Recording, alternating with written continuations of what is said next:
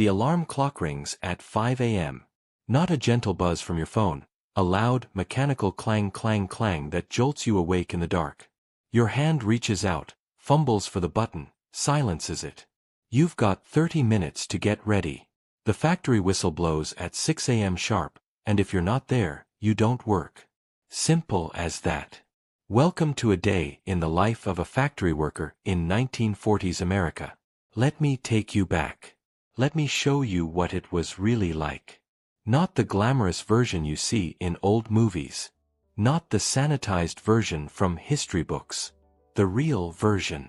The one with aching feet and oil-stained hands and the constant hum of machinery that you hear even in your sleep. Picture this. You're working at a manufacturing plant in Detroit or Pittsburgh or Cleveland. Maybe you're making cars. Maybe you're working in a steel mill. Maybe you're in a textile factory or a meat packing plant or an appliance factory. The specifics change, but the rhythm is the same everywhere. You wake up before dawn. You work 10, sometimes 12 hours. You come home exhausted. You do it again the next day. 6 days a week. Sometimes 7. This is factory work in the 1940s. This is how millions of Americans make their living.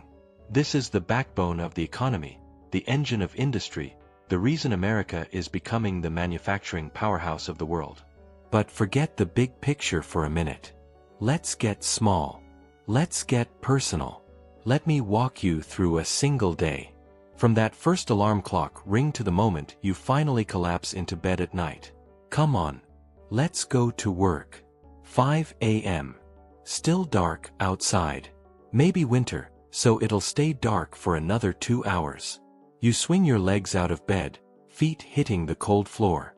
The house is freezing, the furnace has been banked overnight, and nobody's stoked it yet. You can see your breath in the bedroom. You dress quickly.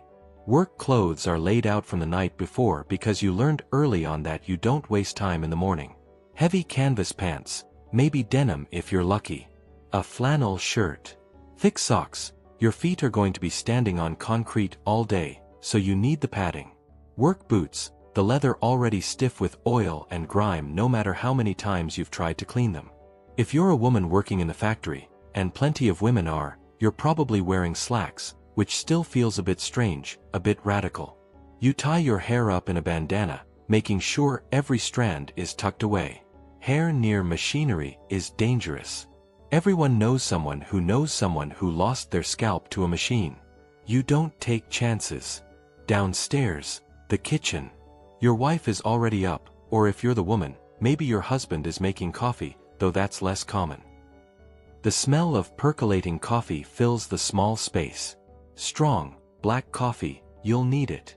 Breakfast is fast and functional. Maybe some oatmeal.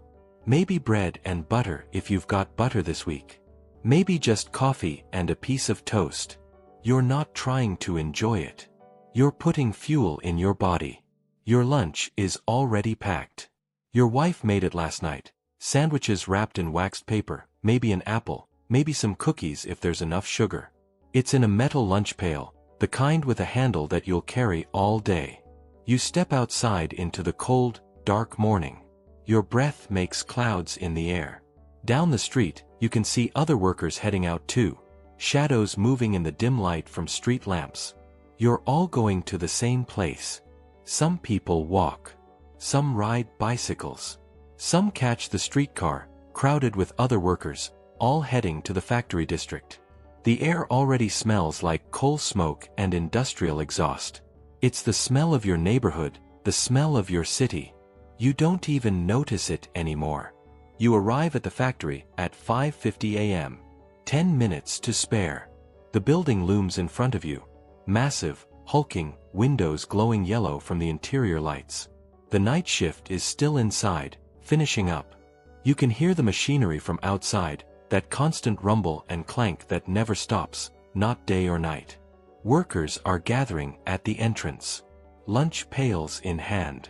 Everyone looks tired already, and the day hasn't even started. You nod at the guys you know. Maybe exchange a few words. Mostly everyone's quiet, still waking up, conserving energy. 5:58 a.m. The day shift supervisor comes out, clipboard in hand. He's checking who's here, who's late, who's absent. 6 a.m. The whistle blows. A long, loud blast that you feel in your chest. It's time. Everyone files inside. First thing you do is punch in. There's a time clock near the entrance with a rack full of time cards. You find yours, they're organized alphabetically, and you've been working here long enough that you can grab it without looking. You slide it into the time clock. It makes a loud ka-chunk sound and stamps the time. 6 a.m. This is important. You get paid by the hour, and this card is proof of every hour you work. At the end of the week, it gets tallied up. You don't get paid vacation. You don't get paid sick leave. If you're not here, you don't get paid. Simple mathematics. The card goes back in the rack. You head to your station. The factory floor is loud. Really loud. Machinery clanking, metal on metal, the hiss of steam, the whir of motors, people shouting to be heard over the noise. You can't have a normal conversation in here. You have to yell directly into someone's ear or learn to read lips. You report to your workstation. Maybe you're on the assembly line. Maybe you operate a specific machine. Maybe you're part of a crew doing one repetitive task over and over and over. You put on your work apron if you need one. Maybe safety goggles, though safety equipment is pretty minimal in the 1940s. People are expected to just be careful. If you get hurt, that's mostly your problem. The factory doesn't have much liability. Workers' compensation exists, but it's limited. Your supervisor comes by, gives you your assignment for the day. Maybe it's the same thing you do every day.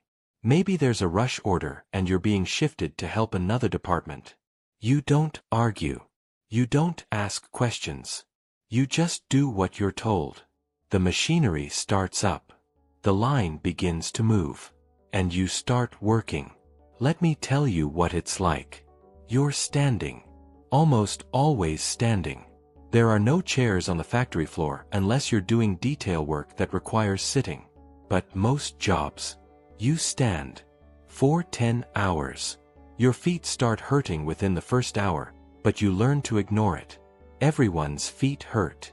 Complaining won't change anything. The work is repetitive. Mind-numbingly repetitive. If you're on an assembly line, you do the same task over and over. Put this part here. Tighten these 3 bolts. Move to the next one. Over and over. Hundreds of times a day. Thousands of times a week. The line doesn't stop. It keeps moving at a steady pace, and you have to keep up. If you fall behind, you hold up everyone else behind you. The supervisors notice. They come over and yell at you. Or worse, they just fire you and bring in someone else who can keep up. The noise is constant. You can't think about much else beyond your immediate task. Maybe that's a blessing. It keeps your mind from wandering, from thinking about how much your back hurts or how many hours are left. If you operate a machine, a drill press, a lathe, a stamping machine, you have to stay focused. One moment of distraction and you could lose a finger. Or worse. Every factory worker knows someone who got hurt on the job. Missing fingers are common. Missing hands are not unheard of. You see veterans from the Great War with missing limbs, and sometimes you see factory workers with similar injuries. The machines are loud, hot, and unforgiving. They don't have safety guards like modern equipment. You just have to be careful. Pay attention.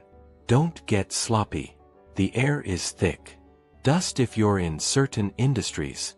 Chemical fumes in others. Oil and grease everywhere. Your lungs get used to it, but that doesn't mean it's good for you. Some guys develop a cough that never goes away. That's just part of the job. Around 8 a.m., you've been working for 2 hours. Your body has settled into the rhythm. Your mind has mostly shut off. You're operating on autopilot, your hands doing what they've done 1,000 times before. Around 10 a.m., there's a break. 15 minutes. Maybe 20 if you're lucky. The line stops. The machines quiet down. The sudden silence is almost shocking. You head outside if the weather's decent, or to a break area if it's not. You sit on a bench or a crate or just on the ground. Your legs are grateful for the rest. People light cigarettes. Everyone smokes. It's just what people do, and the bosses don't care. Some guys pull out thermoses of coffee. Some just sit in silence, eyes closed, catching a moment of rest. You don't talk much. You're too tired, and you know you have to go back in soon. 15 minutes goes by fast. The whistle blows. Break's over. Back to work. The morning stretches on. 10:30. 11 o'clock. 11:30. Time moves differently in the factory. It's slow and fast at the same time. The individual minutes drag, but when you look up at the clock, hours have passed. You lose track. The rhythm of the work takes over. Your hands move automatically. Grab, position, secure. Grab, position, secure. Over and over. Your muscles remember the movements even when your brain doesn't. Around you, everyone's doing the same thing. Moving in sync with the machines, with the line, with the pace that's been set. It's almost like a dance, if a dance could be exhausting and monotonous.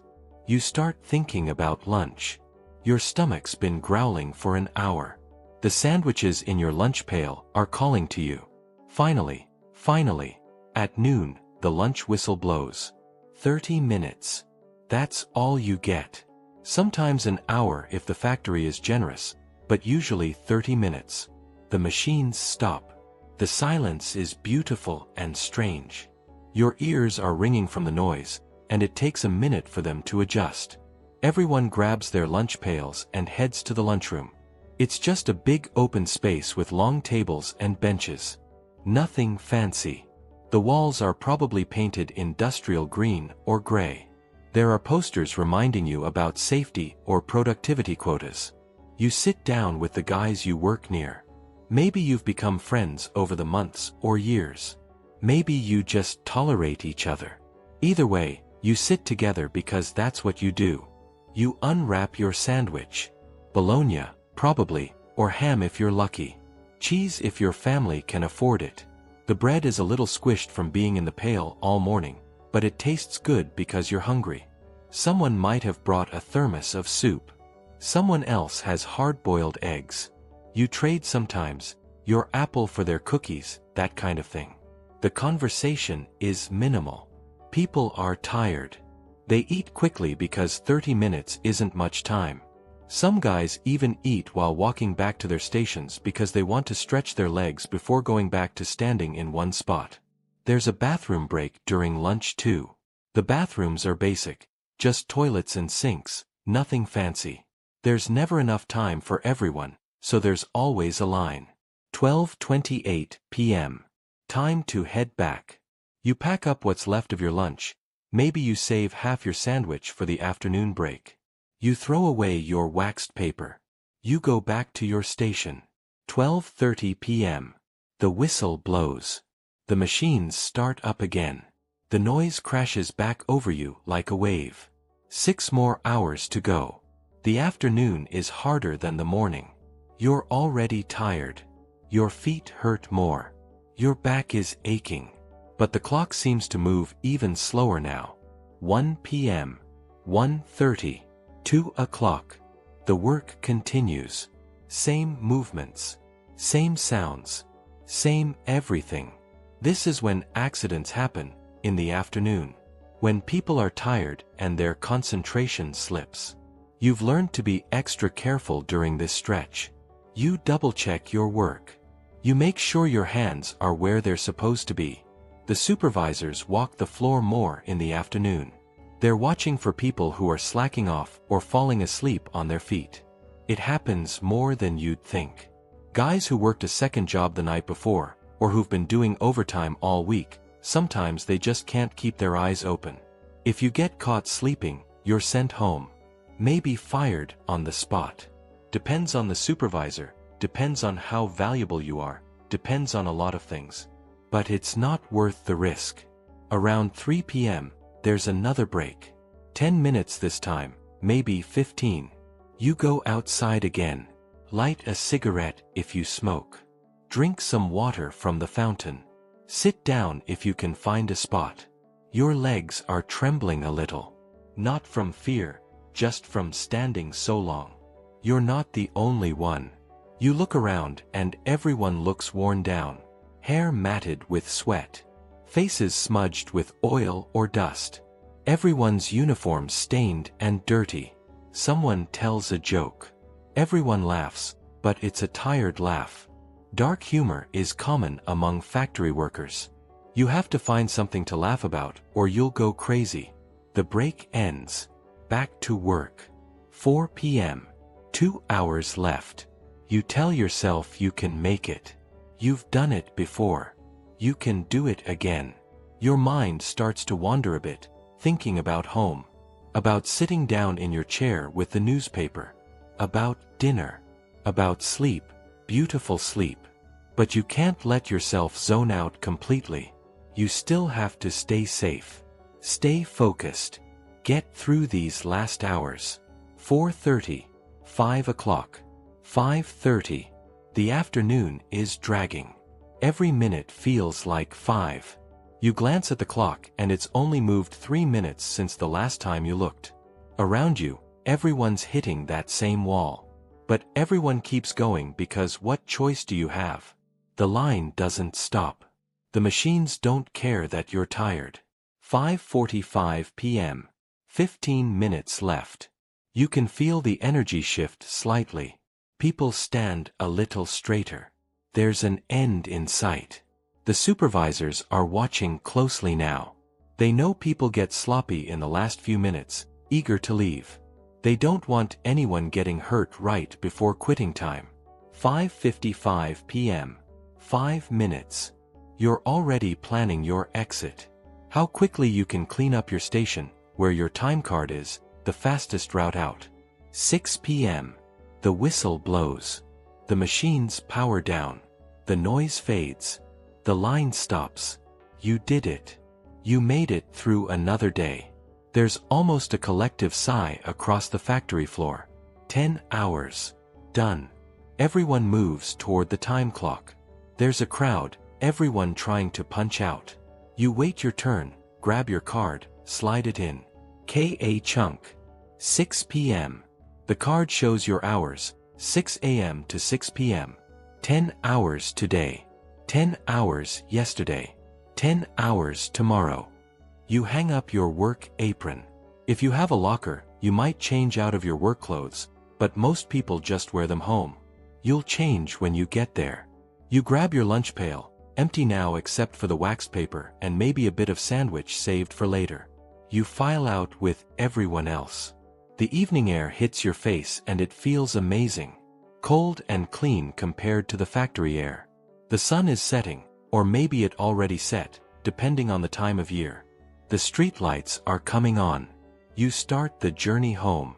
Same route in reverse. Streetcar or walking or bicycle. Your legs are tired, but they keep moving. Around you, other workers are doing the same thing. An army of tired people heading home after a long day. Some are chatting, energy returning now that the work is done. Others are silent, just trying to make it home. You see families too. Kids playing in the street even though it's getting dark. Women sitting on stoops, watching the neighborhood. People coming and going from shops, getting last-minute groceries or picking up a few things. The neighborhood feels alive in a way the factory doesn't. There's humanity here. Laughter. Conversation. Life beyond work. You turn onto your street. Your house is there, small but yours. Maybe you rent it, maybe you're buying it, but either way it's home. You walk up the steps. The door opens before you even reach it. Your wife has been listening for you, or maybe she just knows what time you get home because it's the same every day. How was work? She asks. Work, you say. Because what else is there to say? Work is work. You take off your boots by the door. Your feet throb when you finally release them. You pad into the house in your socks. Dinner is already on the table or nearly ready. The smell hits you, pot roast maybe, or meatloaf, or whatever could be stretched to feed the family on your wages. You wash up at the sink. Your hands are black with grease and grime. You scrub them with rough soap, watch the water turn gray. They never get completely clean anymore. There's oil under your fingernails, in the creases of your palms, that seems permanent. You sit down at the table. The kids are there if you have kids, maybe already eating, maybe waiting for you. Your wife brings the food. You say grace if that's what your family does. And you eat. It's good. Or maybe it's not, but it doesn't matter because you're so hungry everything tastes good. You eat quickly, mechanically, shoveling food in because your body needs fuel. The kids might talk, tell you about school or the neighborhood. You listen but you're not really processing. Your mind is still half at the factory, still hearing the machines, still going through the motions. After dinner, your wife clears the table. Maybe you help, maybe you don't.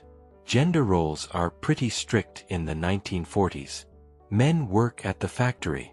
Women work at home. That's just how it is. You move to the living room. Collapse into your chair. Pick up the newspaper, though your eyes are having trouble focusing. The radio is on. Some program or another. You listen without really listening. Your whole body aches. Your feet. Your back. Your shoulders. Your hands. Everything. Someone asks you something and you grunt a response. This is your evening. A couple hours of recovery before you do it all again. Around 9 p.m., you're already thinking about bed. You're exhausted. The alarm is going to ring at 5 a.m. again. You need sleep. You go upstairs. Get ready for bed. Crawl under the covers. Your body is still vibrating slightly from the machinery. You can still hear the sounds in your head. It takes a while for that to fade. You close your eyes. Tomorrow, you'll do it all again. This is the life of a factory worker in 1940s America. It's not glamorous. It's not easy. It's hard, physical labor that wears your body down over time. But it's also steady work. It's a paycheck every week. It's the ability to rent or buy a house, to feed your family, to have some small measure of security in an uncertain world. Factory work built the American middle class. These jobs, hard as they were, paid enough that a single income could support a family. You could buy a car. You could send your kids to school. You could save a little bit if you were careful. The work was grinding, yes. But it was also honest. You put in your hours, you got paid. Simple transaction. No college degree required. No special skills beyond what you could learn on the job. And there was dignity in it. You were making something. Whether it was cars or steel or appliances or whatever, you were part of creating something tangible. Something that would last. Your hands built America's infrastructure, its industry, its products. You might never be famous. Nobody's writing newspaper articles about you. But you're important. Essential. The factory worker in the 1940s is the backbone of the economy. They're the reason America is thriving, manufacturing goods not just for Americans but for the world. But at the individual level, day to day, it's just work. Hard work. Tiring work. Work that you do because you have to, because your family depends on it, because it's what's available. You clock in. You do your job. You clock out. You go home. You rest. You do it again. Day after day. Week after week. Year after year. And somehow, you find moments of joy in between. A joke with a coworker. A good meal. Your kid doing well in school. A sunny day off. Small victories. That's life. Not perfect, not easy, but yours. So there you have it. A day in the life of a factory worker in 1940s America. From that early morning alarm to collapsing into bed at night. 10 hours on your feet. Repetitive, loud, physically demanding work. coming home exhausted and doing it all again the next day. It's a hard life by modern standards. No ergonomic workstations. No safety regulations to speak of. No work-life balance. Just work, survive, repeat. But it's also a life that millions of Americans lived. And for many of them, it was better than what came before. Farming that was even more backbreaking, or no work at all during the Depression years. Factory work gave people a chance. A chance to earn, to provide, to build something for their families. The workers who did this work, your grandparents or great-grandparents, maybe, they deserve recognition. They worked incredibly hard under difficult conditions. They built the prosperity that following generations would enjoy.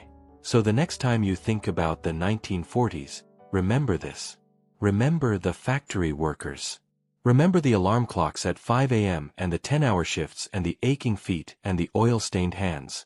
Remember that history isn't just the big events. It's also the daily grind of ordinary people doing ordinary jobs. And that matters. It all matters. Thanks for taking this journey with me. For seeing what it was really like to work in a factory in 1940s America. I hope you learned something. I hope you felt something. I hope you'll remember. Until next time.